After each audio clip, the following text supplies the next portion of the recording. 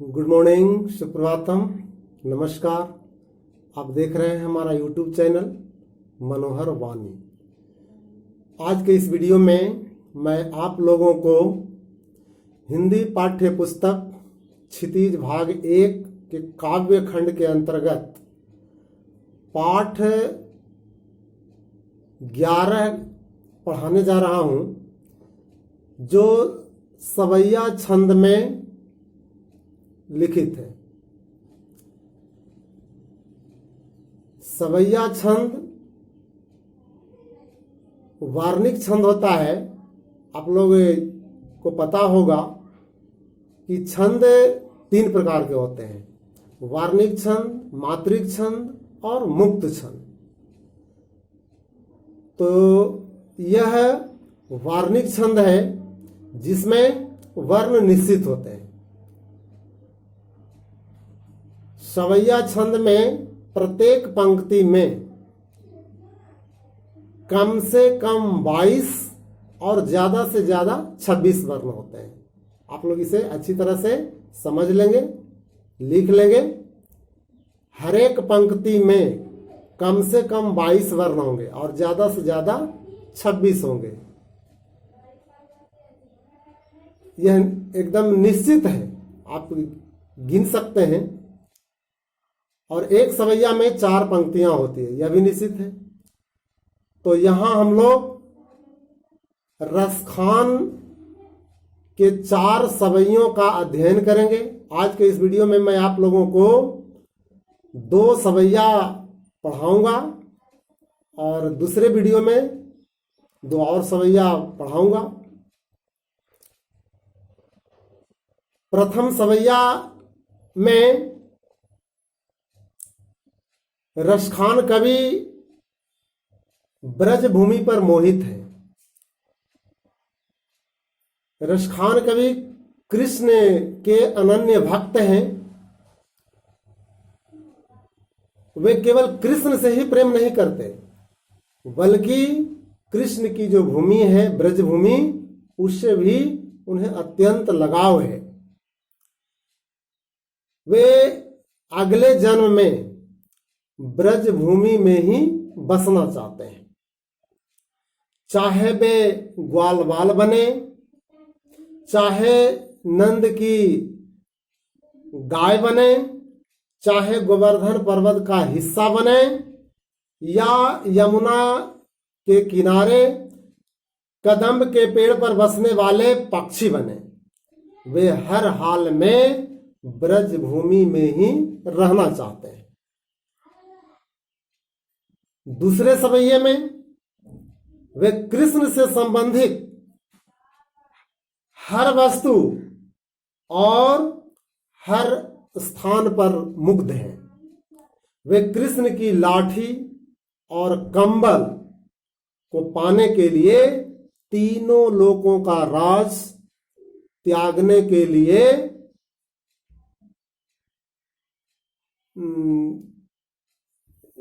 न्यौछावर कर रहे हैं अपने आप को। नंद की गाय चराने के लिए सब कुछ छोड़ने को उद्यत हैं, तैयार हैं, प्रस्तुत हैं। वे ब्रज के वन, बाग और सरोवरों के सम्मुख स्वर्ण के यानी सोने के करोड़ों महल को भी त्यागने के लिए तैयार है। तो आज हम लोग इन्हीं 2 सवैयों का अध्ययन करेंगे, उसकी सम्यक जानकारी प्राप्त करेंगे। तो सबसे पहले आइए, आप लोग को मैं यह बताना चाहता हूं कि सवैया छंद का वाचन कैसे किया जाता है, उसे पढ़ा कैसे जाता है। तो आप लोग इसे ध्यान से सुनेंगे और सुनने के बाद इसे आप पढ़ने का भी प्रयास करेंगे। तो पहला सवैया है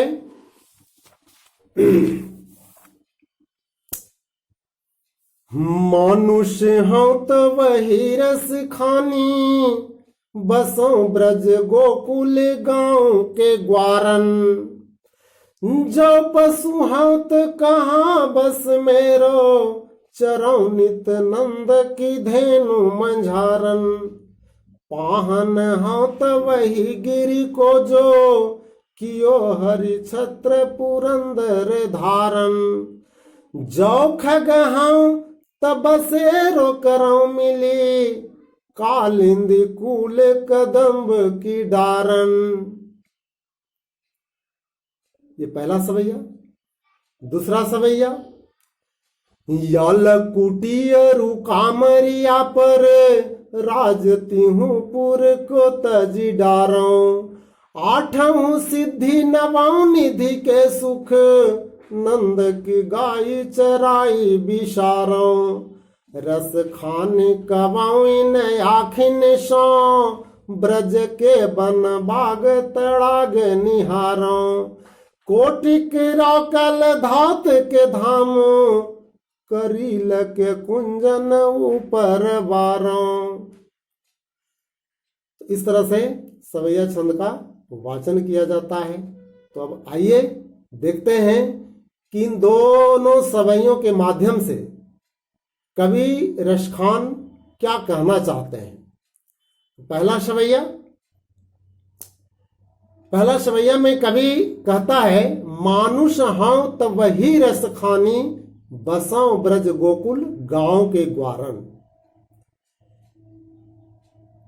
रसखान कवि ब्रज भूमि के प्रति अनुराग प्रकट करते हुए कहते हैं कि यदि मेरा अगला जन्म मनुष्य में हो तो मैं ब्रज की भूमि पर ही जन्म लूं। ब्रज गोकुल गांव के ग्वारन लिखा हुआ है कि मानुष हूं तो वही रस खानी, बसों ब्रज गोकुल गांव के ग्वारन। यानी यदि मेरा जन्म मनुष्य में हो तो मैं ब्रज के ग्वालों के बीच ही निवास करूं। ब्रज जो भगवान कृष्ण की लीला भूमि है, कर्म भूमि है, तो वहीं निवास करना चाहते हैं ग्वाल वालों के साथ। जो पशु हों तो कहा वश मेरो। आगे कहते हैं कि यदि मेरा जन्म पशु में हो जाए, मनुष्य योनि में न जन्म लेकर यदि मैं पशु योनि में जन्म ग्रहण करूं तो चरौ नित नंद की धेनु मंझारन, तो मैं नंद की गायों के बीच ही चरूं, विचरण करूं, जिसे भगवान श्री कृष्ण चराया करते थे। उसी गायों की टोली में मैं भी विचरण करूं। आगे कहते हैं, पाहन हूं तो वही गिरी को, जो कियो हरिछत्र पुरंदर धारन। और यदि मेरा जन्म पाहन यानी पत्थर में हो जाए, पहाड़ में हो जाए, तो मैं उसी पहाड़ का हिस्सा बनूं, उसी पर्वत का भाग बनूं, जिसे भगवान कृष्ण ने ग्वाल वालों की रक्षा के लिए छाते की भांति अपनी उंगली पर धारण किया था।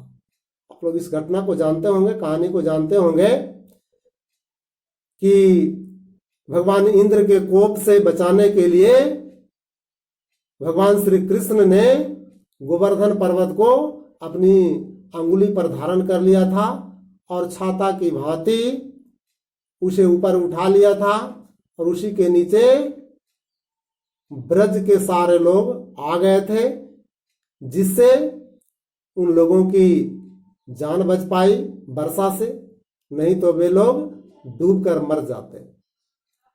भगवान इंद्र इतनी वर्षा किए थे, इतना पानी हो गया था कि उसमें ब्रज के सारे लोग डूबकर मर जाते, किंतु कृष्ण भगवान ने उन लोगों को बचाने के लिए गोवर्धन पर्वत को अपनी उंगली पर उठाकर लोगों की रक्षा किए थे। तो इसी बात को कवि कह रहा है कि यदि मैं पत्थर में जन्म लूं, पहाड़ में जन्म लूं, तो मैं उसी पहाड़ का हिस्सा बनूं जिसे भगवान श्री कृष्ण ने ब्रज के लोगों को बचाने के लिए अपनी अंगुली पर धारण किया था।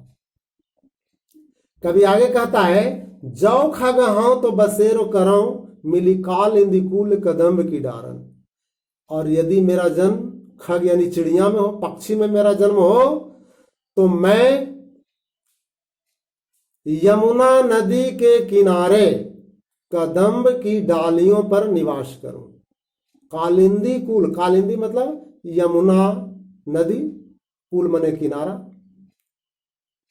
यानी यमुना नदी के किनारे जो कदम्ब के पेड़ थे जिस पर भगवान श्री कृष्ण बैठकर बांसुरी बजाया करते थे, उसी वृक्ष पर मेरा निवास हो। तो आपने इस सवैया में देखा कि कवि रसखान को ब्रज की भूमि, ब्रज के पशु, ब्रज के पहाड़, ब्रज के पेड़ पौधे, ब्रज की नदियां, इन सबों से अत्यंत लगाव है। वे हर हालत में भगवान श्री कृष्ण का सानिध्य प्राप्त करना चाहते हैं, उनके निकट में ही रहना चाहते हैं। अगला सवैया में देखिए कवि क्या कहता है, यल कुटियरु कामरिया पर राजती हूं पुर को तजी डाराऊं। या लकुटी, या माने इस लकुटी माने लाठी, कामरिया मतलब कंबली। यानी भगवान श्री कृष्ण जिस लाठी और कंबली, कंबली यानी कंबल, छोटा कंबल को कंबली कहेंगे, तो जिस लाठी और कंबली के सहारे गाय चराया करते थे, जंगलों में जाकर गाय चराते थे, हाथ में लाठी लिए हुए रहते थे, कंबली लिए हुए रहते थे, तो यदि मुझे भगवान श्री कृष्ण की वो लाठी और वो कंबली यानी कंबल मुझे मिल जाए, तो राज तिहुपुर को तजी डाराऊं, तो मैं तीनों लोगों का राज त्याग दूंगा। तजी डाराऊं, तजी डारा मैंने त्याग दूंगा, तिहुपुर मैंने तीनों लोगों का सुख त्याग दूंगा, तीनों लोगों का राज मैं त्याग दूंगा, यदि मुझे भगवान श्री कृष्ण की वो लाठी और कंबली प्राप्त हो जाए, मिल जाए। आठों सिद्धि नवों निधि के सुख, नंद की गाय चराई विचारो। आगे वे कहते हैं कि यदि मुझे नंद की गाय चराने का अवसर प्राप्त हो जाए, जिसे भगवान श्री कृष्ण चराया करते थे, तो उन्हीं की गाय यानी नंद की गाय यदि मुझे चराने का अवसर मिल जाए, तो मैं आठों सिद्धियों और 9 निधियों का सुख भूल जाऊंगा। विसारना मतलब होता है भूल जाना, त्याग देना। मैं 8 सिद्धियों और 9 निधियों का सुख भूल जाऊंगा, त्याग दूंगा। अब यहां पर आप पूछ सकते हैं कि 8 सिद्धियां क्या है, 8 निधियां क्या है, तो आप लोग ध्यान से समझे। 8 अलौकिक शक्तियां हैं, 8 अलौकिक शक्तियां हैं जिनके नाम हैं अनीमा, महिमा, गरिमा, प्राप्ति, प्राकाम्य, ईशित्व और वशित्व। ये देवलोक की 8 शक्तियां हैं। और 9 निधियां, निधि मतलब खजाना होता है। 9 निधियां क्या है, 9 खजाना है कुबेर के, वो कौन कौन है? पद्म, महापद्म, शंख, मकर, कच्छप, मुकुंद, कुंद, नील और खर्व। ये भगवान कुबेर की 8 निधियां हैं, 8 खजाना है। तो इन सबों को वह त्याग देना चाहते हैं कि यदि उन्हें भगवान श्री कृष्ण की गाय चराने का अवसर मिल जाए, भगवान श्री कृष्ण जिस गाय को चराते थे, नंद की गाय जो चराते थे, यदि इन्हें वह अवसर मिल जाए तो ये 8 सिद्धियां और 9 निधियों को भूल जाएंगे। वे आगे कहते हैं, रसखान कवौ इन आखिन सौ ब्रज के बनबाग तड़ाग निहारो। कवि को ब्रज के वन, बाग और तालाब से गहरा लगाव है, अत्यंत प्रेम है। वे कहते हैं कि मुझे ऐसा सौभाग्य कब प्राप्त होगा। रसखान कबौ इन आँखिन सो, इन आँखिन सो मतलब अपने इन आंखों से मुझे ब्रज के वन, बाग और तालाब देखने का सौभाग्य कब प्राप्त होगा। मुझे वह सुख कब मिलेगा जब मैं अपनी आंखों से ब्रज के वन, बाग और तालाब को देख पाऊंगा। यानी वे कहते हैं कि यदि मुझे इन सभी चीजों का दर्शन हो जाए तो मैं अपने आप को बहुत भाग्यवान समझूंगा। आगे कहते हैं, कोटि के ऐ कलधौत के धाम, करील के कुंजन ऊपर वारों। कोटि का मतलब करोड़ों, कलधौत मतलब सोना, स्वर्ण, धाम मतलब महल, करील झाड़ी है जो ब्रज की भूमि में उगती है, और 12 मतलब न्यौछावर करना, त्याग देना। कवि कहता है कि कोटि के एक कलधौत के धाम, करील के कुंजन ऊपर वारों। यदि मुझे उस झाड़ी का दर्शन हो जाए जहां भगवान श्री कृष्ण ग्वाल वालों के साथ, गोपिकाओं के साथ रास लीला किया करते थे, प्रेम लीला किया करते थे। इन झाड़ियों में, जैसा कि आप लोग जानते होंगे, भगवान श्री कृष्ण ने तरह तरह की लीलाएं की, प्रेम लीलाएं की गोपिकाओं के साथ, गोपियों ग्वाल वालों के साथ। तो उस झाड़ी के दर्शन के लिए कवि ललायित है। कहता यदि मुझे कुंज की वे झाड़ी मिल जाए, उसके दर्शन हो जाए, तो मैं करोड़ों महलों का सुख त्याग दूंगा। एक दो नहीं, करोड़ों सोने का महलों का सुख मैं त्याग दूंगा। तो इस तरह से आपने दोनों सवैयों का अध्ययन किया। दोनों सवैयों में आपने देखा कि कवि रसखान भगवान श्री कृष्ण का सानिध्य प्राप्त करना चाहते हैं। वे हर हालत में कृष्ण के समीप रहना चाहते हैं। इस तरह का समर्पण, इस तरह की आसक्ति और कहीं देखने को नहीं मिलती।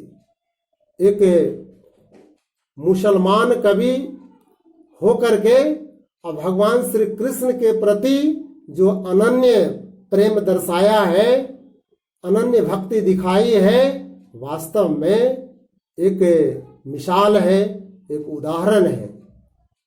हम संकीर्ण विचार वालों के लिए यह प्रेरणा स्रोत है। तो मुझे उम्मीद है कि आप लोग इन दो सवैयों को अच्छी तरह से समझ गए होंगे। और यदि ये वीडियो आपको पसंद आए तो आप इसे लाइक करें, ज़्यादा से ज़्यादा शेयर करें। और यदि आप इस चैनल पर नए हैं तो सब्सक्राइब करना बिल्कुल ना भूलें। आज के वीडियो में बस इतना ही। धन्यवाद। शुभम भवतु। अद्य दिवसम्।